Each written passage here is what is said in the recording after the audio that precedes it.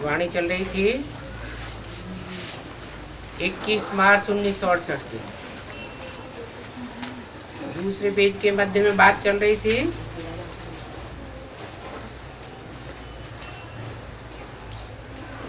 बच्चे एक चित्र ले आए हैं जिसमें दिखाया है राजाओं का ताज कैसे छीना जाता है। अभी इसमें तुम सिर्फ राजाओं का दिखाया है, तो फिर प्रवृत्ति मार्ग कैसे समझा जावे?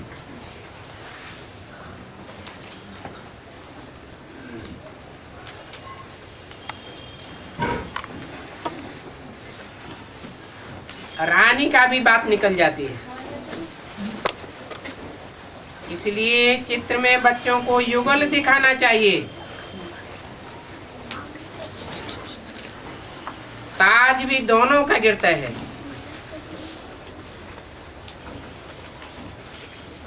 सिर्फ राजाओं का ताज थोड़े ही गिरता है।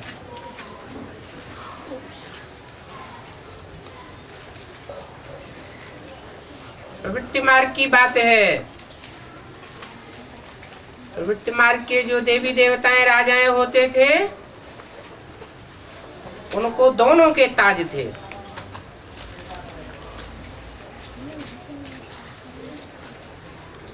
तो युगल दिखाना पड़े। महाराजा को भी दिखाना चाहिए और महारानी को भी दिखाना चाहिए,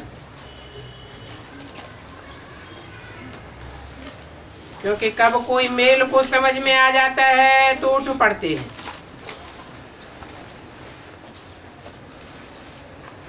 ये स्थूल ताज की बात नहीं है, पवित्रता के ताज की बात है।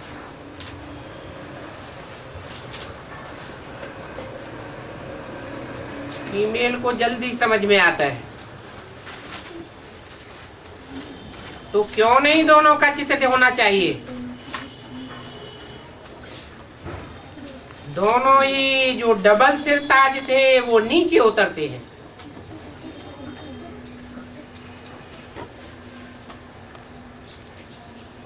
ये चित्र आदि सभी मनुष्यों को समझाने के लिए है। जैसे छोटे बच्चे को सिखाया जाता है तो किताब में चित्र दिखाते हैं, उनको किताब में ये आवेगा कि फलाने किताब में हाथी था, उसमें ये था। अभी तो तुम जानते हो ये हमारा देवताओं का घराना फिर से स्थापन होता है। प्रवृत्ति मार्ग की राजधानी स्थापन होती है तो दोनों का नाम लेना होता है। तो ये देख करके माताएं भी खुश होंगी। रानियों का भी इकट्ठा होना चाहिए और डायनेस्टी अक्षर भी लिखना पड़े। ये भी तुम जानते हो 8 जन्म राजा रानी का। तो ऐसे ऐसे बच्चों का ख्याल चलना चाहिए। खास करके जो चित्र बनाने वाले हैं अपनी बुद्धि से बनाते हैं ना, ऐसे भी नहीं है कि ये चित्र सिर्फ पढ़ने से समझ जावेंगे। भले तुम सारी गली में ये चित्र लगा दो, परंतु जब तक तुम समझाओगे नहीं तब तक कुछ भी नहीं समझेंगे।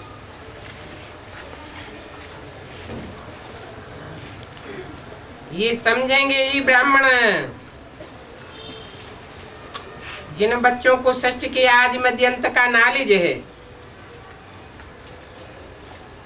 बल करके पढ़ते हैं कि पवित्र बनो, योगी बनो। सन्यासी किसी को कहे भी, परंतु अल्पकाल के लिए कहेंगे। ऐसे नहीं कहते हैं कि हमेशा के लिए पवित्र बनो। और ऐसे भी किसको कह न सके कि घर बार को छोड़ दो। बाकी जिनको घर बार से वैराग आता है वो जंगल में चले जाते हैं। तुम तो इस सारी दुनिया से वैराग दिलाते हो। ये सारी दुनिया कांटों का जंगल है। इस कांटों के जंगल की दुनिया में रहना नहीं है। जहां जाओ वहां कांटे ही कांटे हैं। ये छी दुनिया है। यहाँ तो नया घर और पुराना घर भी समझाया जाता है। उन सन्यासियों का है हद का वैराग और तुम्हारा है बेहद का वैराग। बाप का तो है ही प्रवृत्ति मार्ग।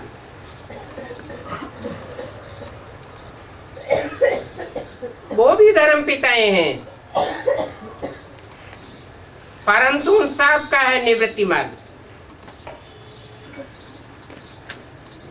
प्रवृत्ति मार्ग देवी देवताओं का ही होता है जो बाप आकर के स्थापन करते हैं।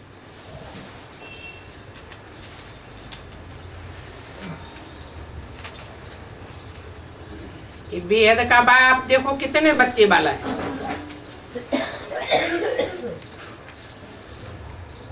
वास्तव में दो बेहद के बाप हैं।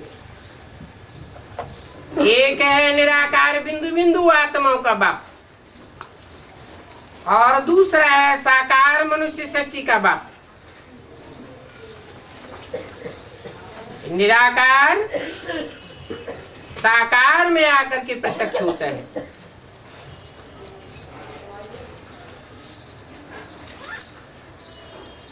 अब ब्रह्मा को तो जरूर सभी संभाल रखनी पड़े।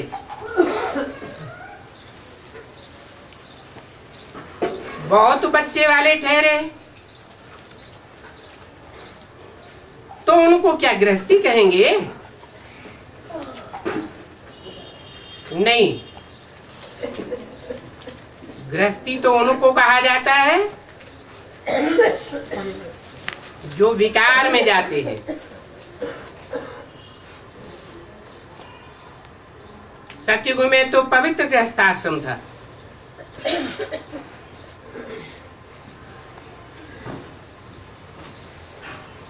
बेहद के बाप ने आकर के पवित्र गृहस्थ धर्म स्थापन किया। फिर रावण राज्य में अपवित्र हुए हैं। फिर बाद में जो भी धर्म आते हैं अपने समय प्रभु वृद्धि को पाते रहते हैं। ये वैरायटी धर्मों का झाड़ है। ये भी तुम समझते हो कि वैरायटी झाड़ है। मनुष्य तो बिल्कुल पत्थर बुद्धि है। तो उन जानवरों के आगे रतन क्या रखेंगे? पत्थर बुद्धि ऐसे है आसुरी बुद्धि कि कुछ भी समझते नहीं है। पवित्र प्रवृत्ति मार्ग की बात बुद्धि में आती ही नहीं। तो म्यूजियम में कितना समझाते हो, कोई तो ऐसे ही चक्कर लगा करके चले जाते हैं, कुछ भी समझ नहीं सकते। गीता पढ़े हुए होंगे तो बुद्धि में कुछ बैठेगा, कहेंगे बरोबर ये तो गीता में भी है। 21 मार्च 1968 की वाणी का 3रा पेज। कहेंगे देह सहित देह के सभी संबंधियों को छोड़ मामेकम याद करो तो विकर्म विनाश होंगे। भगवान ने ऐसे कहा है तो ये गीता के ही अक्षर। इसलिए बाप कहते हैं गीता पढ़ने वाले को टच हो सकता है। ये अक्षर याद आवेगा क्या?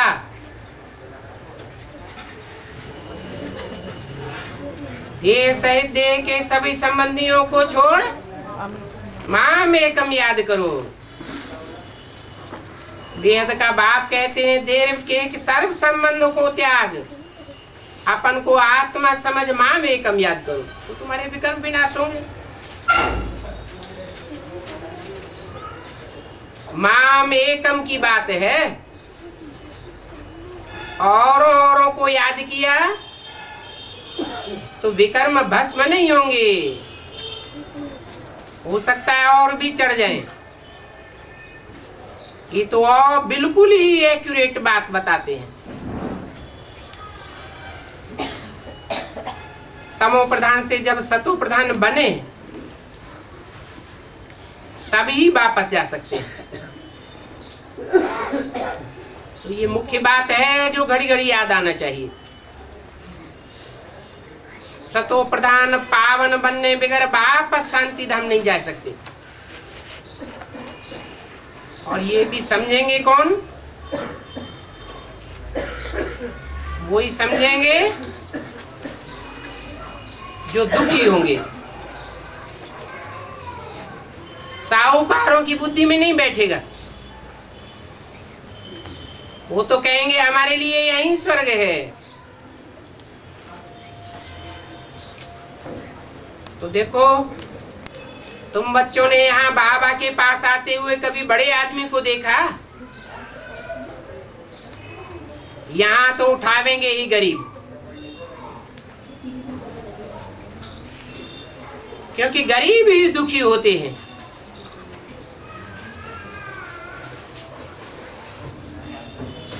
ये है ही दुख की दुनिया। तो बाप भी गरीबों को ही विश्व का मालिक बनाने के लिए रास्ता बतावेंगे, वो बहुत खुश हो जाएंगे। बड़े मर्तबे वाले को यहाँ आकर के बैठने में ही लज्जा आवेगी। बड़े बड़े मिनिस्टर शादी की बुद्धि में नहीं बैठेगा।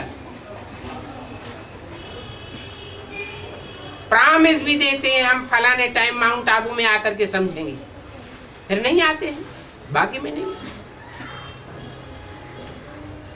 तो माया उनकी की हुई प्रॉमिस भी भुलाई देती है। क्यों आकर के वो तुम्हारा टाइम वेस्ट करें? उनको समझना तो है ही नहीं। तो माया उनको वह करने नहीं देती है। ड्रामा में नूद ही ऐसा है। तुमको पूछना चाहिए, आपने कब गीता पढ़ी है? आप किसकी पूजा करते हो? बाबा ने तो कह दिया है देवताओं के पुजारी हो, गीता पढ़ने वाला हो, उनको ही समझाओ।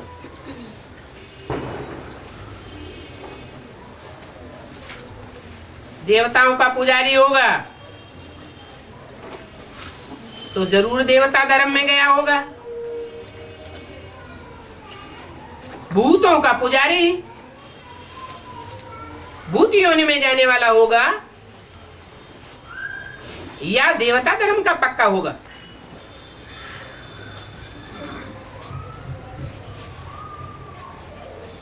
भक्ति मार्ग में कितना देवताओं का गायन पूजन आदि चलता है, परंतु भक्ति करने से तो कुछ भी नहीं मिलता। ये त्योहार आदि सभी इस समय के हैं।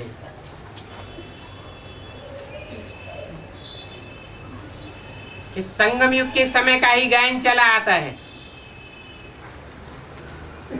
परंतु अर्थ कुछ भी नहीं समझते। कोई भी पावन नहीं बनते हैं, रखरी का अर्थ भी समझ नहीं सकते हैं। ये किस बात का बंधन है? बुद्ध रूपी हाथ में ये बंधन बांधा जाता है। पहले ब्राह्मण बांधते थे, अभी तमो प्रधान बन गए तो छोकरियां बांधती हैं। भी तो ब्राह्मण हो। वो जिस्मानी ब्राह्मण होते हैं और तुम हो रूहानी ब्राह्मण। तुम भी दान लेते हो। ब्राह्मण बन करके फिर ब्राह्मणों से देवता बन जाएंगे। ब्राह्मण होते ही हैं प्रजापिता ब्रह्मा के बच्चे, उनको ब्राह्मण चोटी कहा जाता है। ब्राह्मण चोटी कब कहा जाता है? जब प्रजापिता ब्रह्मा के मुखवंशावली ब्राह्मण बने।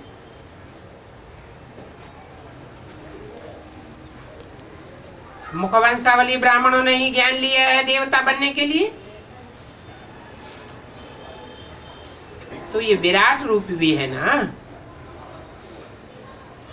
और ये प्रजापिता ब्रह्मा भी अभी है। संगम युग में ही प्रजापिता ब्रह्मा होना चाहिए। वो लोग मानते भी ब्रह्मा को है, परंतु वह ब्रह्मा कब आया ये कुछ भी पता नहीं है। ब्रह्मा रचना है या रचयिता है? नाम ही है ब्रह्मा, अर्थात बड़ी माँ। तो रचयिता बाप हुआ है या माँ हो रचना हुई? उसको तो रचना ही कहेंगे। अभी तुमको तो साफ नॉलेज है। बाप कौन है? बाप की पहली रचना कौन है और फर्स्ट क्लास रचना कौन है? तो एक एक की नब्ज देख करके समझाना होता है, देखना होता है प्रजापिता ब्रह्मा का बच्चा है या नहीं है, समझता है या नहीं। जैसे बिच्छू होता है, नरम चीज देख करके काटता है। तुमको भी समझाने की भिन्न भिन्न युक्तियां मिलती जाती। पात्र देख करके उनको देना चाहिए, तो तुम्हारा टाइम वेस्ट नहीं होगा। जो बाप कोई नहीं समझे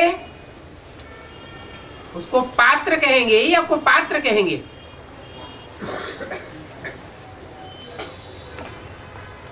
कुपात्र को देना व्यर्थ गवाना है। दिन प्रतिदिन तुम्हारी मेहनत कम होती जाएगी। तुम समझ जावेंगे कौन उठाए सकेंगे कौन नहीं उठाएंगे।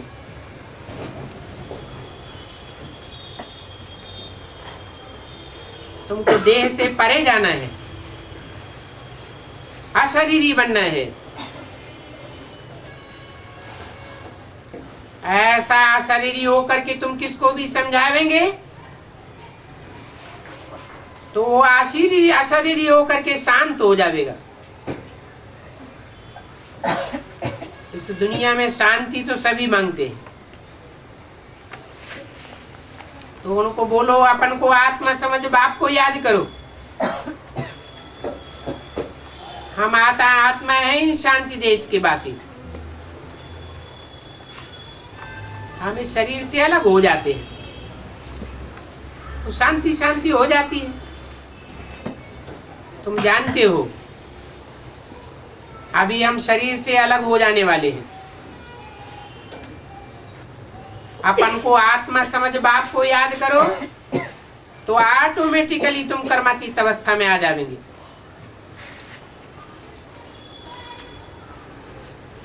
तुम यहाँ आए ही हो पार्ट बजाने, और सबसे जास्ती तुमने पार्ट बजाया है। तुमने का मतलब क्या हुआ है? तुमने कहा जाता है सन्मुख वालों को, और सन्मुख वाला उनको कहा जाता है जो बेहद में सन्मुख होकर के बैठते हैं बुद्धि योग से। हद के सन्मुख होने की बात नहीं है। समझना चाहिए कि तुम ही तमो प्रधान बने हो, अभी फिर तुमको सतो प्रधान बनना है। भक्ति मार्ग में कब सतो प्रधान बनने के लिए बताएंगे नहीं।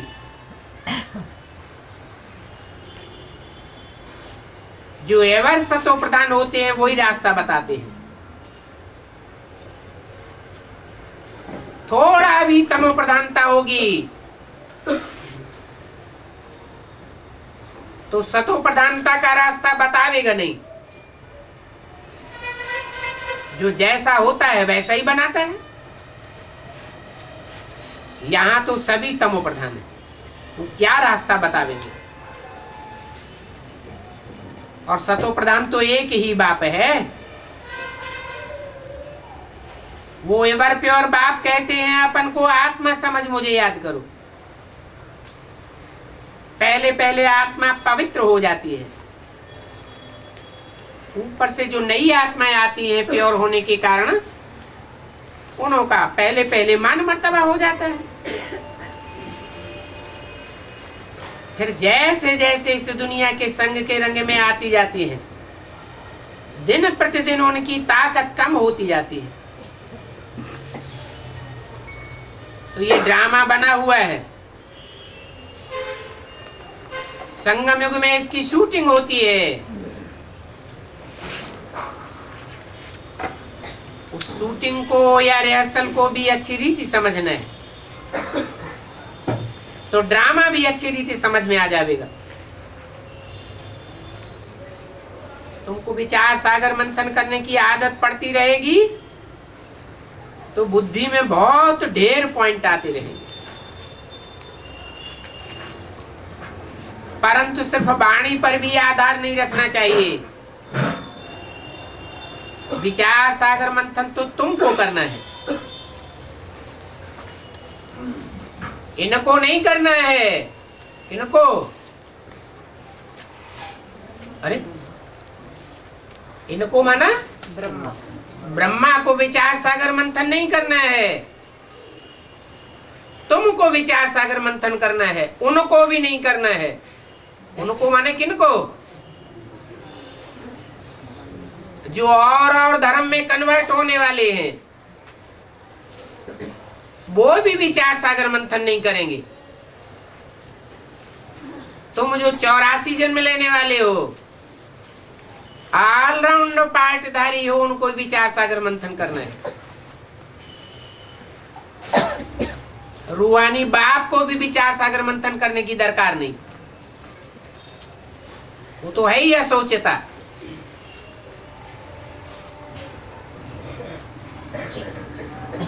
वो तो है ही अमन।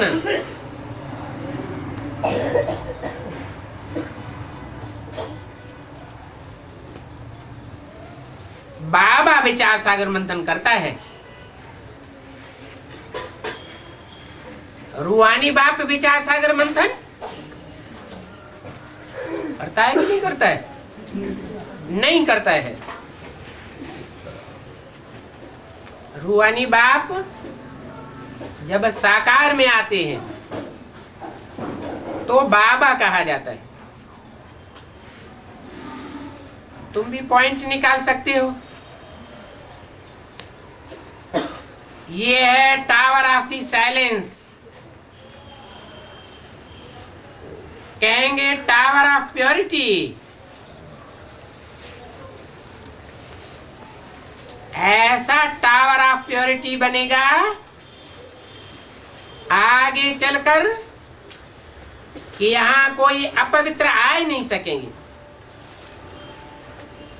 ये पांडवों का किला ऐसा बन जाएगा जिसमें कोई विकारी आत्मा पांव भी नहीं रख सकेगी।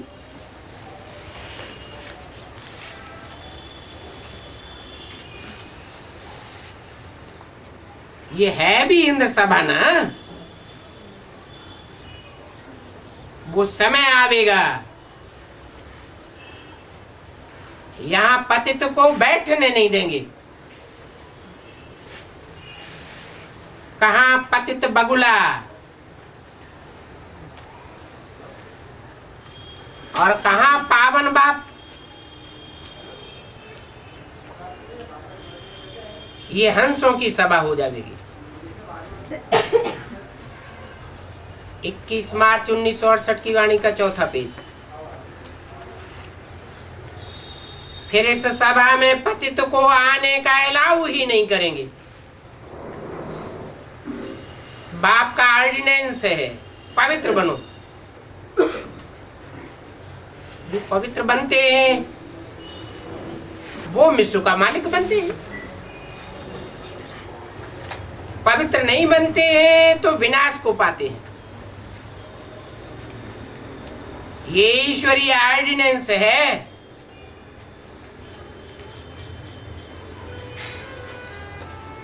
जो मानेगा उनको ही पवित्र दुनिया का वर्षा मिलेगा।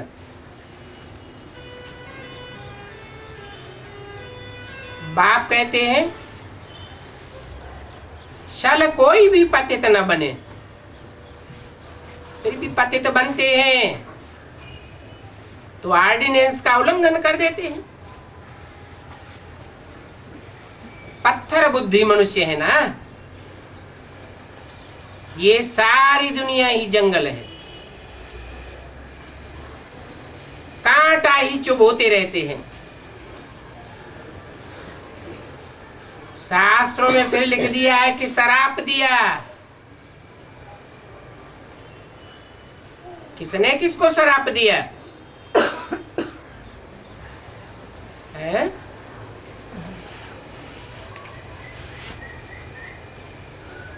पत्थर बुद्धि बन गई। फिर इंद्र को शराप दिया। पत्थर बुद्धि तो सभी बनते हैं, श्रीमत पर नहीं चलते हैं तो जैसे जंगली झाड़ है वो फिर जंगली कांटे बन जाते हैं, फूल नहीं बन सकेंगे। बाप ने जो बातें समझाई है वो फिर भक्ति मार्ग में उलट पुलट कर देते हैं। तो ऐसा जंगली बनना ही है और बाप को भी आना ही है। अभी तुम तो फूल बन रहे हो। सत्युग में ये नॉलेज थोड़ी रहेगी, कुछ भी नहीं रहेगा।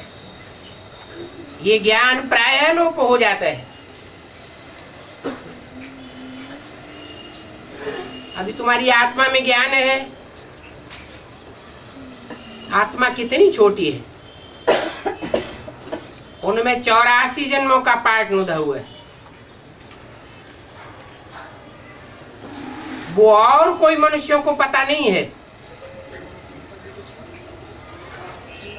तो आत्मा को ही जानना चाहिए ना।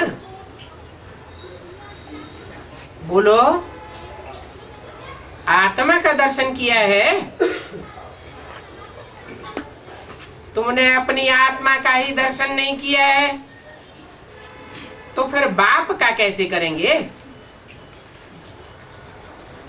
आत्मा भी गुप्त है, इन आंखों से तो दिखाई नहीं देती कि कौन सी आत्मा क्या क्या पार्ट बजाने वाली है। परमात्मा बाप भी गुप्त है, इन आंखों से दिखाई नहीं दे सकता। बल भक्ति मार्ग में दीदार होता है, परंतु उस दीदार से समझते कुछ भी नहीं है। सन्यासियों से क्या मिलेगा? ये तो घर बार ही छोड़ेंगे, उनका है ही हठयोग। उनका हठयोग फीमेल्स तो कर नहीं सकती। आजकल तो बहुत सन्यासी कपड़ा पहन लेते हैं, परंतु फिर भी विकास से पैदा होते रहते हैं ना।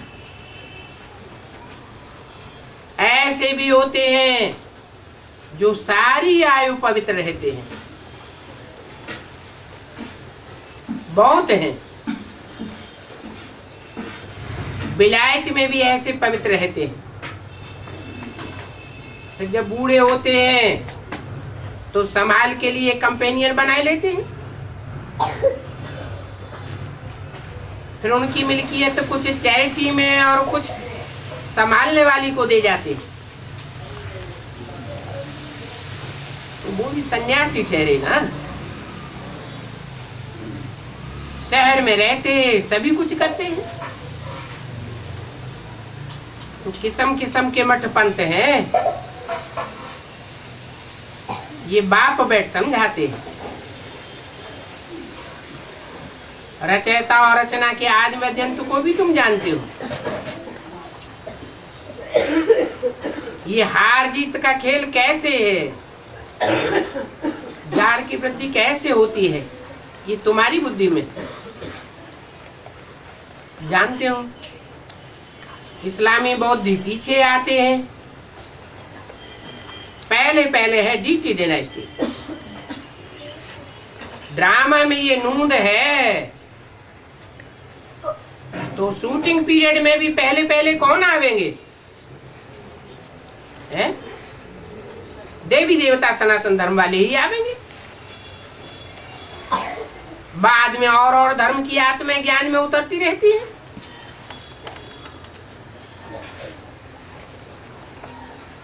अच्छा, इस्लामी आया, उनको 2500 वर्ष हुए। उनसे पहले बाकी सूर्यवंशी चंद्रवंशी डायनेस्टी, आधा में वो है और आधा में वो है। कहते भी हैं आधा में जाम आधा में रैयत। जाम अर्थात राजा, रैयत माने प्रजा।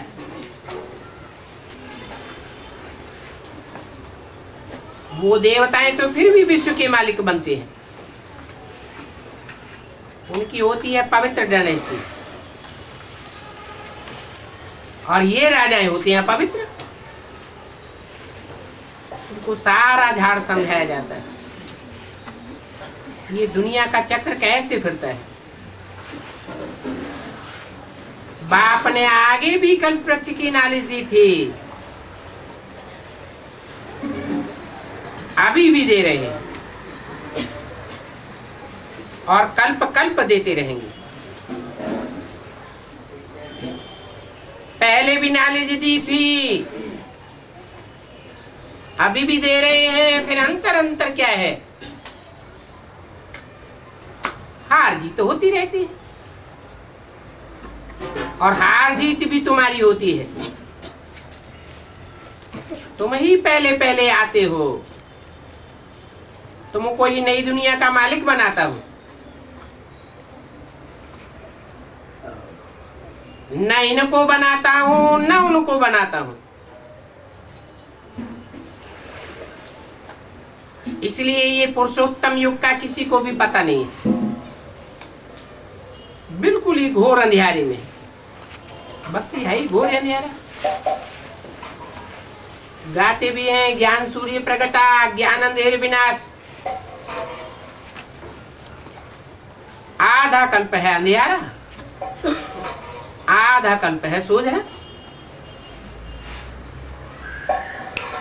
तो बाप ये अंधियारे और सोझरे की बात प्रैक्टिकल में सिद्ध करके बताते हैं। बाद में उसकी कहानी बन जाती है।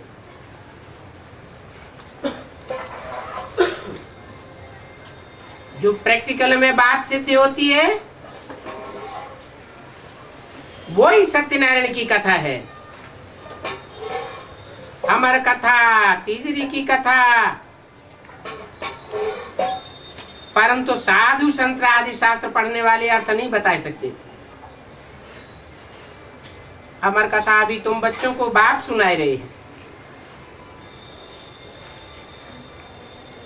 वो अमर कथा है। और ये है मृत्युलोक। हद की बात या बेहद की बात? बेहद की बात है, मृत्यु लोक है तो घड़ी घड़ी निश्चय रूपी मृत्यु होती रहती है, अपने पार्ट के ऊपर भी और बाप के ऊपर भी और ड्रामा के ऊपर भी।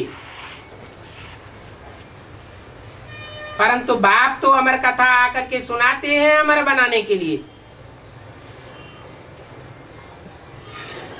कितनी बातें समझाई जाती है, तो इन्हें समझने में बड़ी बुद्धि चाहिए। अच्छा, आज भोग है, ये भोग आदि की बात बिल्कुल अलग है। ये भोग आदि एक रस्म रिवाज है जो भक्ति मार्ग में चलता चला आया है। ज्ञान मार्ग में कोई रस्म रिवाज नहीं मानी जाती, इसमें कुछ रखा नहीं है।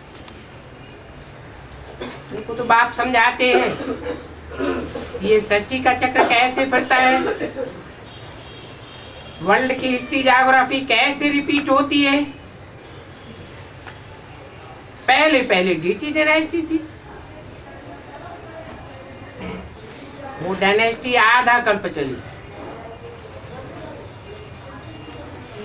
फिर ड्रामा में और धर्म ऐड होते गए।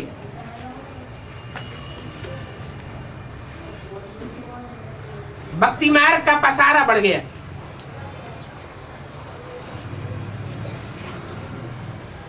तो देखो, इस मनुष्य सृष्टि की झाड़ की आयु बड़ी होनी चाहिए, और ये आयु है 5000 वर्ष। लाखों वर्ष तो हो ही नहीं सकती। झाड़ इतना बड़ा थोड़ी ही हो सकता है। अगर लाखों वर्ष हो तो झाड़ कितना बड़ा हो जाए, फिर कितनी पॉपुलेशन बढ़ जाएगी।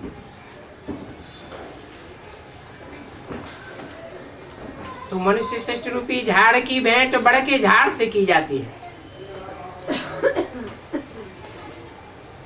उनका भी फाउंडेशन नहीं है, इनका भी फाउंडेशन गुप्त हो जाता है। फाउंडेशन नहीं है, बाकी सारा झाड़ खड़ा है। ये भी ऐसे ही है। देवी देवता सनातन धर्म है नहीं, प्राय है, लोप है, थोड़ा दिखाई नहीं देता। बाकी कितने डाल डालियां आदि हैं, कोई बड़े हैं कोई छोटे हैं, तो वंडरफुल बात है ना। अच्छा, मीठे मीठे सिकिल दे बच्चों को रूहानी बाप दादा का याद प्यार गुड मॉर्निंग। रूहानी बच्चों को रूहानी बाप का नमस्ते।